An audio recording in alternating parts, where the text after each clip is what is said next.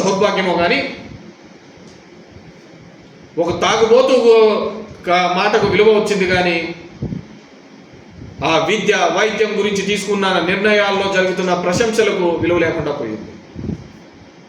17 medical కాలేజీలు తీసుకుని వస్తే 20 మెడికల్ కాలేజ్ వద్దు అని ఏ రాష్ట్ర ప్రభుత్వము లేఖ రాయదు, కానీ ఇక్కడ రాసినారు.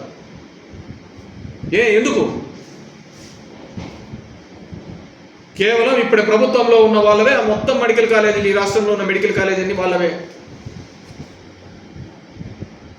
ఆ పేదవానికి కానీ ఆ మధ్యతరగతి వానికి కానీ ఆ విద్య వైద్యం ఉచితంగా కానీ నీటిగా అందుతే కనుక వాళ్ళు మమ్మల్ని అందరినీ దాటివేస్తారు అని చెప్పేసి అలాంటి దౌర్భాగ్యమైన పరిస్థితులలో మనం అందరం ఉన్నాం. నాకు నిజంగా బాధేసింది. అందుకే నేను ఎప్పుడు గర్వంగా చెప్తాను, నా ఊర్లో ఆ కార్పొరేట్ స్కూల్లో నేను తీసేయగలిగినాను. నాకే వాళ్ళ మీద కోపం లేదు, వాళ్ళ మొహాలు కూడా చూసినాను. ఒకే అపార్ట్మెంట్లో 2000 మందిని పెట్టి 4 బాత్రూంలు పెట్టుకొని మార్కులు అనే దాని మీద ఆ తల్లిదండ్రుల యొక్క ఆలోచన విధానం మారాలి. మన సందులో 4 అమెరికా పోతే నా పిల్లోడు అమెరికా పోవాలంటాడు, వాడు ఇంజనీరింగ్ చదివితే మావాడు ఇంజనీరింగ్ చదవాలంటాడు, పక్కింటోడు డాక్టర్ అయితే వాడు నేను డాక్టర్ కావాలంటాడు. కానీ ఆ పిల్లవానికి ఏం కావాలి, అతని ఆలోచన విధానం ఏంటని అడిగిన సందర్భం లేదు. రుద్ది ఎడ్యుకేషన్ సిస్టమ్ అంతా విధంగా దాని మార్పు తీసుకొని రావడానికి జగన్మోహన్ రెడ్డి గారు. నేను అడుగుతున్నాను, 5వ తేదీ చేసే ధర్నాలో ఎంతమందికి తల్లిదండ్రులకు సర్టిఫికెట్లు ఇవ్వకుండా ఇబ్బంది పడుతున్నారు, ఎంత ఇబ్బంది పెట్టడం జరిగింది. నేను గుడ్ మార్నింగ్ ధర్మేంద్రం తిరిగేటప్పుడు చాలామంది 2 రోజులు జగన్మోహన్ రెడ్డి గారు నిధులు రిలీజ్ చేసిన తర్వాత ఆర్బీఐ ఇవన్నీ క్లియరెన్స్ అయ్యాక 2-3 రోజులు లేట్ అయినా సార్ ఇంకా రాలేదు సార్ ఇస్తానాడు కాబట్టి అడుగుతున్నారు, పోతున్నాం కాబట్టి అడుగుతున్నారు, ఈటం లేదు కాబట్టి ఇది ఇంతే, మన బతుకులు ఇంతే, మన జీవితాలు ఇంతే అని చెప్పేస్తున్నాడు. ఒకరు అన్నారు, లోకేష్ అన్నాడు, నన్ను మేము ఏదైనా కానీ చెప్పినా ఆమె నెరవేర్చకపోతే ఈ కాలర్ పట్టుకొని అడగండి అన్నాడు. మరి ఎంతమంది కాలర్ పట్టుకొని నిలదీస్తున్నారు? ఎన్నో జరిగిపోతుంది, పోతానా ఆయారాం గయారాం. నేను ఎప్పుడు చంద్రబాబు గారిని తప్పు పట్టాను, ఆయన రెగ్యులర్ ఫ్లోలో చెప్పుకుంటూ పోయినాడు. ఇదే మనకు ఉండాలి కదా, 1 కాదు 2 కాదు 3 కాదు 4. ఏమంటే చెప్పేటప్పుడు డిఫరెంట్ ముఖాలకు అడ్డం పెట్టుకొని చెప్తాడు. ఒకసారి వాజ్పేయిని అడ్డం పెట్టుకొని చెప్పినాడు, ఒకసారి నరేంద్ర మోడీ పవన్ కళ్యాణ్ అడ్డం పెట్టుకొని చెప్పినాడు, మొన్న కూడా మళ్ళీ పవన్ కళ్యాణ్ అడ్డం పెట్టుకొని చెప్పినాడు. పవన్ కళ్యాణ్ నరేంద్ర మోడీని వాళ్ళు ఇస్తారులే, వాళ్ళు ఉన్నారు కదా షూరిటీ. సో అంటే నేనేమంటే వ్యవస్థ సిస్టమే మారాలి. నేను చూశాను, ఇంటర్నెట్లో సెర్చ్ చేసి చూశాను, ఏందిరా ఇదంతా ఇది అంటే ఎక్కడైనా కానీ ఒకటే ఒక సొల్యూషన్ నాకు అనిపించింది. 10th క్లాస్ వరకు ఎక్కడే కానీ ప్రైవేట్ స్కూల్స్ అనేది ఉండకూడదు. అప్పుడు సచ్చినట్టు ఎమ్మెల్యే కొడుకు, ఎంపీ కొడుకు, ఎంపీటీసీ కొడుకు, చీఫ్ జస్టిస్ కొడుకు అందరు పిల్లలు దాంట్లోనే చదువుతారు. ప్రధాని కొడుకైనా ముఖ్యమంత్రి కొడుకైనా అదే గవర్నమెంట్ స్కూల్లో చదివితే ఎందుకు డెవలప్ కావో గవర్నమెంట్ స్కూల్ చెప్తాను. నా ఇతడు నా ఫ్రెండ్ తెలిసినంత ఇలా చెప్పాడు, ఇలా చేస్తేనే తప్ప ఈ దేశంలో విద్యా వ్యవస్థ ఒక వ్యాపార వ్యవస్థగానే ఉండిపోయిందే తప్ప అది మేలు చేయాలనే వ్యవస్థగా ఎప్పుడూ లేదు. 10th వరకు this should not any government schools, any private schools, only government స్కూల్లో ఉండాలా. చదువు చెప్పే టీచర్ కొడుకు అక్కడే చదవాలా, కలెక్టర్ కొడుకు అక్కడే చదవాలా, ఎమ్మెల్యే కొడుకు అక్కడే చదవాలా, ఎంపీ కొడుకులు చదవాలా, ముఖ్యమంత్రి కొడుకులు అక్కడే చదవాలా. లేకుంటే ఈ వ్యవస్థను అసలు మనం చేంజ్ ఈ ఇన్వెస్ట్మెంట్స్ అని దావూస్ అని ఈడని ఇవి కాదు. మనం చేయాల్సిన ఇన్వెస్ట్మెంట్ చదువుల మీద చేయాలి. అది భవిష్యత్తుకు మంచి ఫ్రూట్స్ ఇస్తాయి, మంచి ఫలాలు ఇస్తాయి. మనకు అవి కాదు కదా. అల్లు అర్జున్కి ఏమైంది, చిరంజీవికి ఏమైంది, ఇవి సరిపోతుంది. ఆ ఇంట్లో అన్నం తినేకుండదు, ఆ ఇంట్లో ఉండడానికి ఉండదు. మన పుష్పాలో చదివిపోయిన రేవతి కుటుంబంలో 12,000 పెట్టి టికెట్ పెట్టుకోపోయినారు. అరే వాళ్ళు యాక్టర్లు, వాళ్ళ నిజ జీవితంలో వాళ్ళు హీరోలు కాదు, అది ఇచ్చిన వాళ్ళ పాత్రను మాత్రమే వాళ్ళు పోషిస్తుంటారు అని. హీరోలు అనే వాళ్ళు ఎక్కడ ఉండరు. హీరోలు అనేవాళ్ళు సమాజంలో జరుగుతున్న సమస్య మీద వేలెత్తి ఆ పరిష్కరించేవాడు హీరో అవుతాడు. హీరోలు హీరోయిన్లు అంటారు. హీరోయిజం అంటే ఏంది? వాళ్ళు చేసేదాన్ని క్యారెక్టరే. నేను ఎక్కడో కూడా చెప్పినట్టున్నాను. భరత్ అని నేను సినిమా చూశాను. వస్తాడు మహేష్ బాబు, దిగుతాడు, ఆ స్కూల్ ఇట్లా చేయాలంటాడు, అది ఇట్లా చేయాలంటాడు, కాలేజీలు ఇట్లా కట్టాలంటాడు, ప్రజావంతులు పరిపాలన అంటాడు, అన్నీ అంటాడు, అసలు కరప్షన్ లేని సొసైటీ చేయాలంటాడు, ఎవరి దగ్గర ₹1 అడగకూడదు అంటాడు, నేరుగా జనాలకి అందాలా, బడ్జెట్లో ఇంత పెట్టాలంటాడు. పాపం జగన్మోహన్ రెడ్డి కూడా అదే చూసి అదే చేసినాడు. ఆ సినిమా హిట్ మా యొక్క చూస్తే సినిమా యొక్క క్యారెక్టర్ని కూడా నిజ జీవితంలో చేసినా కూడా యాక్సెప్ట్ చేయలేని పరిస్థితి ఉంటే, హీరోలు వాళ్ళు ఒక క్యారెక్టర్ చేసినాడు.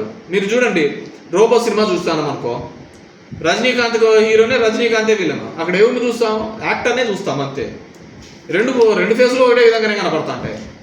చూసేది ఆ యాక్టరు, ఆ క్యారెక్టరు, వాడు చేసే పద్ధతినే కదా చూసేది. మనం ఏం చేస్తున్నాం? ముఖ్యంగా మన సదరన్ ఇండియా హీరో అంటే ఎలివేషన్ దేవునితో పాటు కొలుస్తాం. అమ్మ నాయన కూడా అట్లా చూసుకోండరు. చెప్తే దేవుడు, అరే వాడు చేసేది ఒక క్యారెక్టరు, నిజ జీవితంలో వాళ్ళంత ఇది లేదు అనే పద్ధతికి చెప్పినా కానీ వీళ్ళలేరు. నిజ జీవితంలో ఒక హీరోలాగా ఒక ఫైట్ చేసి ఈ వ్యవస్థకు అన్నిటికీ ఎంతోమంది నిష్ఠూరాలు అయిపోయి ఈ వ్యవస్థను నిలబెట్టాలని ఒక ప్రయత్నం చేస్తే దాని గురించి మాట్లాడలేని సమాజంలో ఉంటే మనం ఏం చేసేకైతుంది? ఇట్స్ వెరీ ఇది. నేను దాని గురించి చూసే నాకు బాధ అనిపించింది. ఆ సూసైడ్స్ అని కావచ్చు, ఇదని కావచ్చు. ఇన్వెస్ట్మెంట్స్ అంటే ఏంటి? ఇన్వెస్ట్మెంట్ అంటేనే ఇది.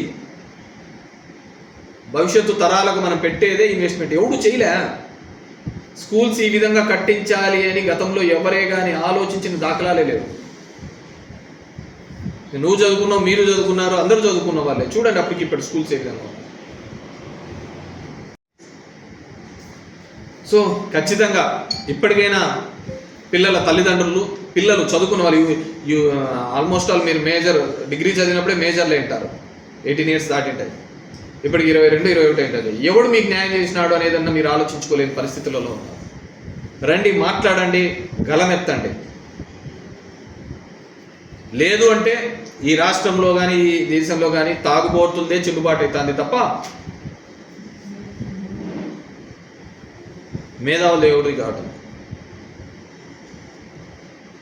ఈ సామాజిక స్పృహతో ఉన్న వాళ్ళది చెల్లుబాటు కావటం లేదు. పొద్దున్న లేచిన నుంచి కాఫీ టీ హోటల్ దగ్గర చెప్పే లంగా మాటలకే సరిపోతుంది తప్ప మంచి చేసిన వాళ్ళకి విలువ లేకుండా పోతుంది. ఇంతకుముందు చెప్పినట్టుగా సాయం చేసిన మర్చిపోతున్నారు, చేయని గుర్తుపెట్టుకుంటున్నారు. సరే, ఈ దరిద్రం ఎన్నాళ్ళు ఉంటుందో తెలియదు, కానీ ఉన్న కాలంలో అన్నా సరే ఆ లబ్ధి పొంది ఉంటే మీరు డెఫినెట్గా జగన్మోహన్ రెడ్డి అంటాడు మీటింగ్లలో, మీకే కానీ మంచి జరిగింటే వేయండి అని చెప్పేసి. మంచి జరిగినోడు వేయలే, చేయకోకుంటే చేయలేదు. ఎవడో ఉంటారు 20% అవన్నీ కన్సాలిడేటెడ్గా పడిపోయినాయి. చేసినోడు మర్చిపోయినాడు, ఇంకోటి ఇవ్వడం కొత్తగా ఏదైనా ఇచ్చాలి అని చెప్పేసి.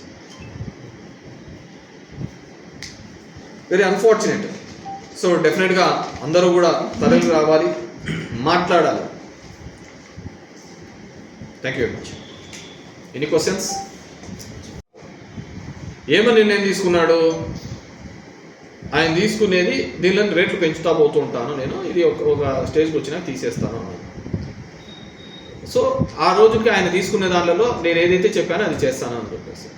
నువ్వు అన్నిటికంటే ఇంపార్టెంట్ ఏంటంటే ప్రసాద్ గారు, నేను అర్ధగంట నుంచి మొత్తుకుంటే నువ్వు మళ్ళీ ఆటికే వచ్చాను మద్యం తీసుకునేది మంచిదే అని చెప్పేసి. విద్య గురించి తీసుకునేది మంచిదా చెడ్డదే అని అడగలేకపోయినావు కదా. నీకు ఆడ మసాలా ఇదే దొరుకుతుంది, నీకు అదే దొరుకుతుంది తప్ప నేను గొంతు దించుకొని విద్యా ప్రమాణాలు పెంచాలి అని జరుగుతుంటే కానీ వీళ్ళదే నీకు ఇంపార్టెంట్ కదా.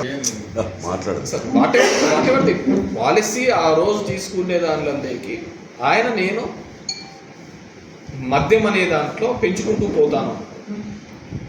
సరే, ఆ మద్యం నివారణకు రీహాబిలేషన్స్కి అనేది it's very very much impossible. సరే, ఆయన ఒక నిర్ణయం తీసుకున్నాడు, దానికి ఒక ప్రయత్నం చేసినాడు, లేని నిష్ఠూరాలు తీసుకొచ్చి పెట్టుకున్నాడు. అంతకుముందు ఎన్టీ రామారావు తీసుకున్నప్పుడు కూడా ఇలాంటి నిర్ణయమే తీసుకున్నప్పుడు కూడా చేయలేకపోయినారు. ఎందుకంటే ఇట్స్ వెరీ టఫ్. అది మనలో ఒక భాగం అయిపోయింది. అది లేకోకుండా సాయంత్రం అయితేనే మనిషికి ఎట్లుంటుందంటే కష్టం వచ్చినా లేకుంటే ఆనందం వచ్చినా ఇంట్లో భార్యకు అమ్మ నాన్నకి చెప్పుకుంటారో లేదో తెలియదు, కానీ ముందర మందు బాటిల్ పెట్టుకొని చెప్పుకుంటారు. దానికే ఫస్ట్ లిజనర్ ఎవరైనా ఉన్నారు అంటే, నీకు ఆనందం వచ్చినా కష్టం వచ్చినా నీ ఇంట్లో భార్యకు చెప్తావో తెలియదు, మీ అమ్మ నాన్నకి చెప్తావో తెలియదు, కానీ సాయంత్రం అయితేనే ఖచ్చితంగా మందు నువ్వు చెప్తున్న జ్ఞాపకాలు, నువ్వు చెప్తున్నవన్నీ కూడా మధుర క్షణాలన్నీ అదే వింటాను. ఆ విధంగా మనం తయారైపోయినాం అన్నమాట. దాన్ని నేనేదో మార్చాలనుకున్నాడు, అది కాలే. ఆ మధుర జ్ఞాపకాలు, ఆ చేదు జ్ఞాపకాలు చెప్పుకునే ఆ వ్యక్తిదే చెడుబాటు అయింది. అంతే. జనసేన మొదలైంది చెప్తుందా? నాకు ఆ పురాణాల్లో ఎన్నిసార్లు వాళ్ళు తన శైల పరీక్ష కోసం అగ్గిలో దుంకినారో లేదో తెలియదు, కానీ నేను ప్రతి 15 రోజులకి నిప్పులో దూకి బయటికి రావాల్సిన పరిస్థితి వస్తాను. నాకు అర్థం కాదన్నట్టు. బేసిక్గా నేను ఎప్పుడు చెప్తున్నాను, నేను వైఎస్ఆర్సీపీలో ఒక ఐడియాలజీ మీద వెళ్తున్నాను, దాంట్లో వేరేదేం లేదు. ఆ ఐడియాలజీ ఏంది? అక్రాస్ ది వ్యవస్థలో జరుగుతున్న అన్ని విధానాలకు హీస్ గివింగ్ ఫైట్ చేస్తున్నాడు. చంద్రబాబుది ఒక ఐడియాలజీ ఉంటుంది, జగన్మోహన్ రెడ్డిది ఒక ఐడియాలజీ ఉంటుంది. జగన్మోహన్ రెడ్డి వైఎస్ఆర్, నేను వైఎస్ఆర్ ఫ్యామిలీతో 3 తరాల నుంచి నాకు అనుబంధం ఉంది. రాజారెడ్డితో, రాజశేఖర రెడ్డితో, జగన్మోహన్ రెడ్డితో 3 తరాలతో నాకు అనుబంధం ఉంది. So I'm saying with ideology ఇక్కడ ఇంపార్టెంట్, అంతే, దాంట్లో వేరేది ఏది లేదు. పవన్ కళ్యాణ్ అనే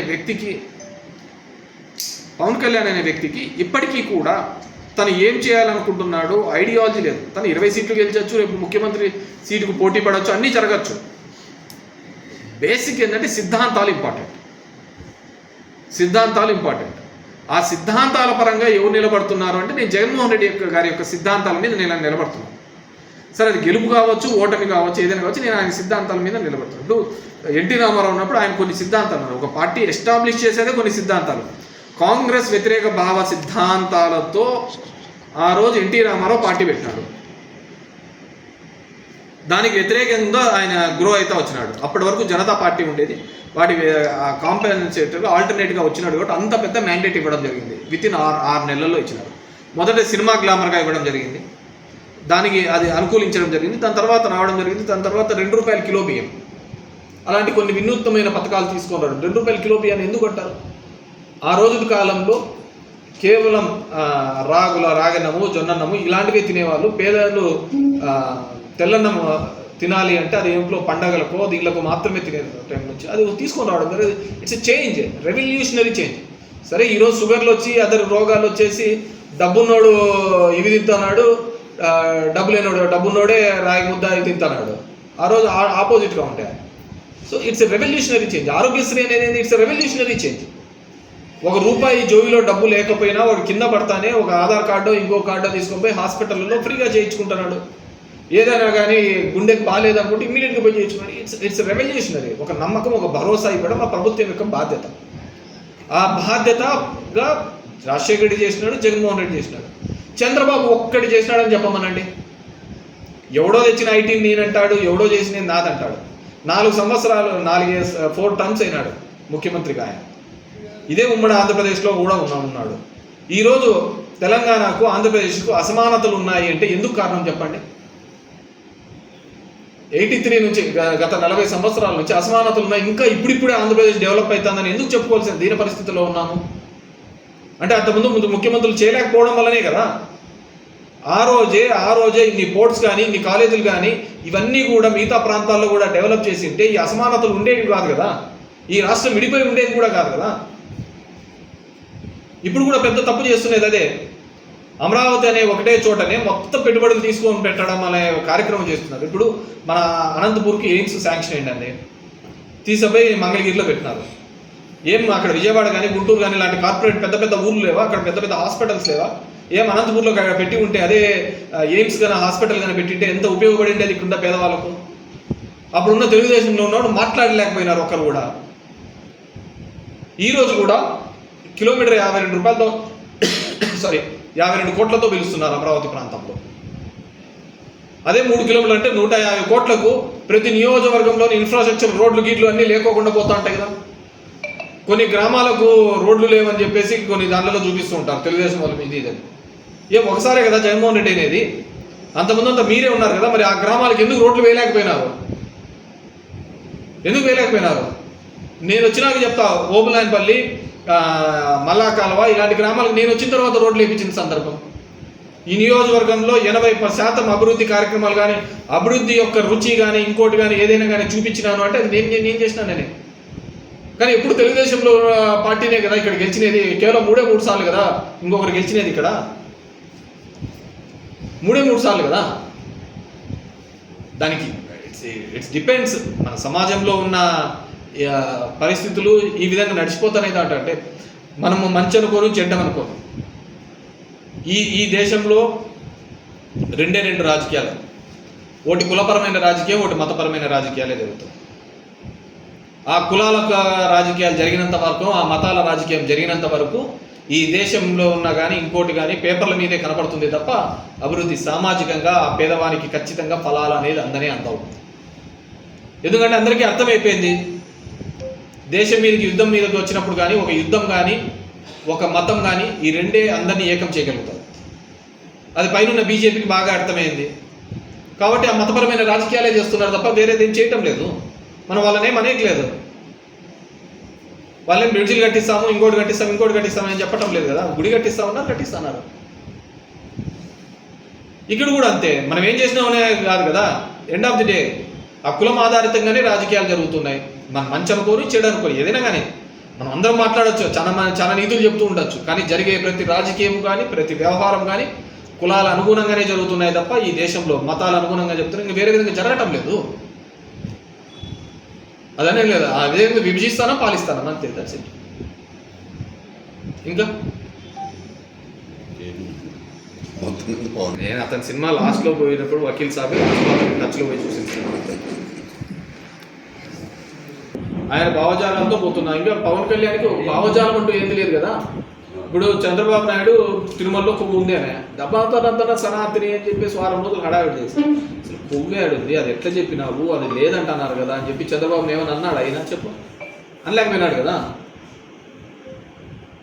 ఇప్పటికీ చంద్రబాబు చేతుల్లో పవన్ కళ్యాణ్ ఒక టూల్ లాగానే ఉన్నాడు, పప్పెట్ అంటారు, అలాగనే ప్రవర్తిస్తున్నాడు.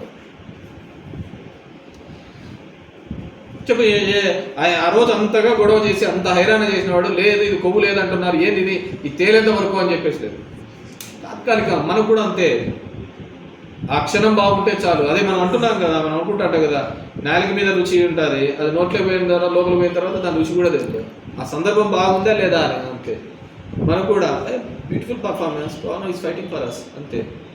అది నిజమెంత, చంద్రబాబు చేసినది ఎంత, 40 ఏళ్ళుగా రాజకీయంలో 4 సార్లు ముఖ్యమంత్రిగా ఉన్నప్పుడు ఈ రాష్ట్రానికి ఏం చేసి ఎప్పుడో కట్టిన హైటెక్ సిటీ చూపిస్తా అంటాడు, రింగ్ రోడ్ చూపిస్తా అంటాడు, అదే చూపిస్తాడు తప్ప ఏం మిగతాదంత ఆంధ్రప్రదేశ్ కాదా ఆయన ముఖ్యమంత్రి ఉన్నప్పుడు ఎందుకు చేయలేకపోయినాడని చెప్పి ఎవడు అడగలేడు.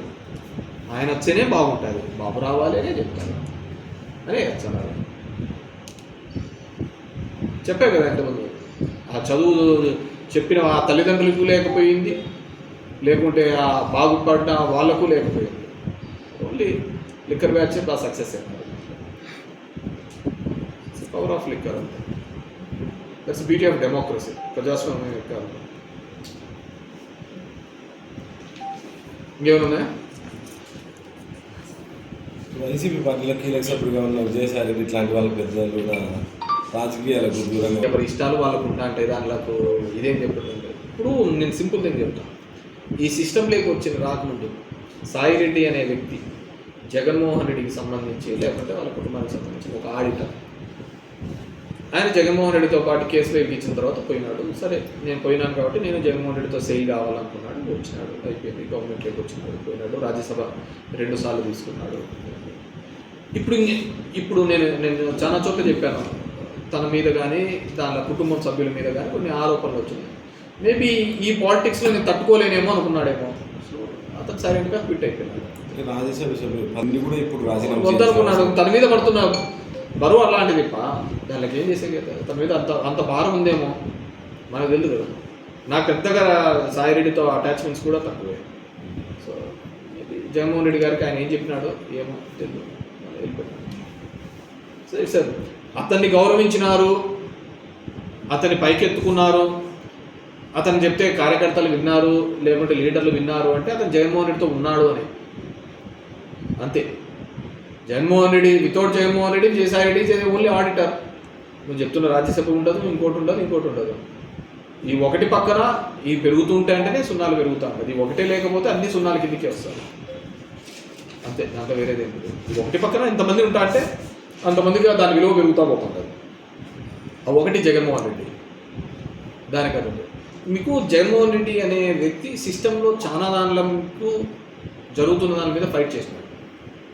వ్యవస్థలో జరుగుతున్న తప్పిదాల మీద కానీ ఇంకో దాని మీద కూడా చాలా ఫైట్ చేసి ఒక లీడర్గా ఎలివేట్ అయినాడు. నేను ఎన్నో సందర్భాలు చెప్తున్నాను, ఎప్పుడైనా ఒక నాయకుడు అన్న తర్వాత కష్టంలో ఉన్నప్పుడు నిలబడతా అంటేనే రాయి. ఒక రాయి అయినా కానీ ఇట్లా మామూలుగా ఉంటే రాయి, దాన్ని కొట్టి చెప్తేనే ఒక షేప్ వచ్చింది. జగన్మోహన్ రెడ్డిని ఎందుకు అడ్మైర్ చేస్తారు? ఈ రాష్ట్రంలో ఇద్దరు క్రౌడ్ పుల్లర్స్. ఎప్పుడు వెళ్ళినా కానీ ఏ సందర్భంలో అయినా కానీ 10 నిమిషాల్లో 10,000 మందిని పూల్ చేసే వాళ్ళు ఎవరైనా ఉన్నారు అంటే రాజకీయ నాయకుల్లో అయితే అది ఒక జగన్మోహన్ రెడ్డి. రాజకీయాలు ప్లస్ దానికి సినిమా మసాలా యాడ్ అయితే పవన్ కళ్యాణ్. వీళ్ళిద్దరే ఏ సందర్భంలో అయినా క్రౌడ్ పుల్ చేయగలుగుతారు. చంద్రబాబు కావచ్చు, తెలుగుదేశం కావచ్చు, మేనేజ్మెంట్ మాట్లాడి ఇవన్నీ చేస్తారు. ఇది వీళ్ళిద్దరికే ఎమోషనల్గా వస్తారు దగ్గరికి. సో జగన్మోహన్ రెడ్డి అనే వ్యక్తికి ఉండేది ఓన్లీ పొలిటికల్ లీడర్షిప్. ఇక్కడ సినిమా గ్లామరు, సినిమా హీరోయిజం ఇవన్నీ కూడా పవన్ కళ్యాణ్ వచ్చేస్తాయి. సో ఆ సినిమా గ్లామర్ అనేది ఆ చిత్రంలో ఉన్నప్పుడు ఉంటాడా లేకుంటే బయట ఉంటాడా అనేది we have to see. Cinema నాయకులంతా కూడా రాజకీయాల్లో అన్నీ కాదు వచ్చినారు, వాళ్ళన్నీ కూడా వచ్చినాడు. అంతకంటేనా పక్కన కమల్ హాసన్ వచ్చినాడు, ఆయన విన్నాడు. నా దరిద్రం ఏంటంటే నేను ఇంతవరకు చెప్పినది ఒకటి, మీరు అడిగేది ఒకటి. ఆ వ్యవస్థ గురించి ఫైట్ చేయండి. దీనిదే ఉంటుంది. మన ఆలోచనలు అంతా మసాలాలకు దిక్కే పోతా ఉంటుంది. అర్థమవుతుందా? మనం దాని నుంచే మార్పు రావాలి అంటున్నాను. ఇప్పుడు కమల్ హాసన్ చేసినాడు. కమల్ హాసన్ కంటే పెద్ద యాక్టరా పవన్ కళ్యాణ్? కాదు కదా. పర్ఫార్మెన్స్ వైజ్గా చూస్తే కమల్ లేదు కదా. నేషనల్ అవార్డ్స్ అతనికే కదా వచ్చినది. అంతకంటే పర్ఫామ్ చేసే వాళ్ళు ఏం లేదు కదా. అతను పెట్టిన పార్టీ అతనే గెలవలేకపోయినాడు కదా. So there is nothing like యాక్టర్కి రావాలని లేదు. యాక్టర్ ఇప్పుడు నెక్స్ట్ విజయ్ కూడా వస్తున్నాడు. తమిళనాడు విజయ్ కూడా పార్టీ పెడుతున్నాడు. ఇక్కడ వచ్చినాడు, చిరంజీవి కూడా వచ్చినాడు.